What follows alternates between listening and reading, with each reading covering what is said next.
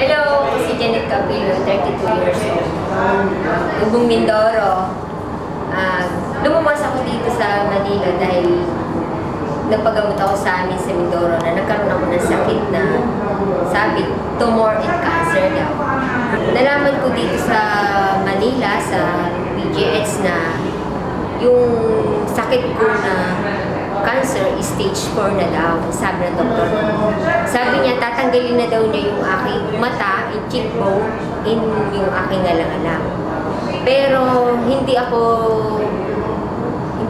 nawala ng pag-asa dahil higit pa akong, sabi ko gagaling ako. May isang lumapit sa akin yung tita ko na sabi niya may gamot daw siya na para inumin ko para sa kagalingan ko. Yung Santi Pure Barley. Tapos nun, nag-take ako nun, una yung capsule. Nag-take ako niyan, umaga, 2 capsule yung morning. Tapos may lumabas dito sa aking ilong na may dugo na may para siyang nana. Yun. Lumabas siya sa ilong ko nung uminom ako nito, capsule. Sabi ng tita ko, sabi ng kapatid ko, siguro tita, mas maganda yun. Sabi, meron pa kaming mas maganda yung powder. Ito yung powder na tinitake ko dahil sabi nila, kailangan daw i-mega dose ko.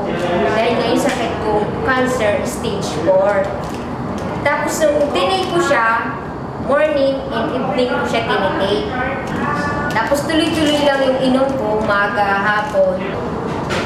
Ito na lang pinagpatuloy ko. Wala namang binibigay yung doktor ko na ibang gamot, kundi ito lang yung ininom ko. Nalaman ko napang ko sa sarili ko na nagkaroon ng magandang improve yung hitsura ko ngayon. Nawala yung nararamdaman kong mga sakit-sakit, pati yung okay na yung mata ko yung naging okay na. Dahil dito sa Santi Pure Barley. Nagpapasalamat ako. Binigyan ako ng Santi Pure Barley na maganda para marugtungan yung pangalawang buhay ko. Morning! Welcome to San International. Nandito kami ngayon para interviewin o usapin ang isa sa mga prominenteng kwento dito sa Barley. Kasama ko namin ngayon si Janet Capillo. Hello, Janet! Galing pa siya ng Mindoro para magkwento kung paano nakatulong ang Pure Barley Pure sa kanyang naging karamdaman several months ago. Ito may sa head office at dinalaw tayo ni Miss Janet.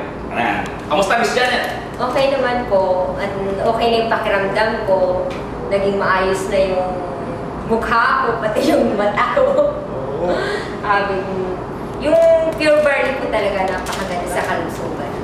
Alam mo ba kung kita na-meet ngayong araw? Kilala na kita sa picture namin, sa presentation namin, nakikita namin yung mukha mo kaya kanina, nung pumunta ako rito, akala ko, kanina artista ka, imagine mo yun.